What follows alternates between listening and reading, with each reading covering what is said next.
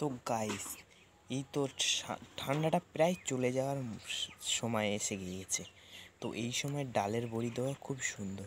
ফেব্রুয়ারি মাসে সবচেয়ে ভালো হয় বড়িগুলো। তো এই বিউলির ডাল নিয়েছি, অন্য ডালে হবে না, বিউলির ডাল ছাড়া অন্য ডালে হবে কিন্তু টকসি টকসি হবে। তো বিউলির ডালটাকে বেটে নিতে হবে, শিলে বিউলির ডালগুলোকে বেটে নিতে হবে ভালো করে। গাইস, আমি একদিন আগের থেকে ডালটাকে বেটে নিয়েছি, ভিজে রেখেছিলাম। তো আগের থেকে ভিজে রাখলে ভালো বাটা যাবে আর ভালো হবে, বড়িগুলো ভালো হবে। তো গাইস, ডালগুলোকে বাটা হয়ে গিয়েছে, দেখুন এরকম মিহি করে বেটে নিতে হবে। তোমরা মিক্সচার মেশিনে চাইলে বেটে নিতে পারো। বাটা ডালের সঙ্গে একটু চালের গুঁড়ো দিয়ে দেবে, দিলে ভালো হবে। চালের গুঁড়ো, ওলকপি সব রকম দেওয়া যায়।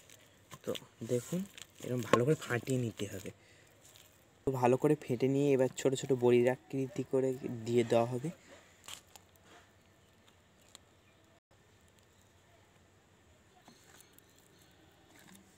তো গাইস, এরমভাবে দিয়ে দিচ্ছি বড়িগুলোকে।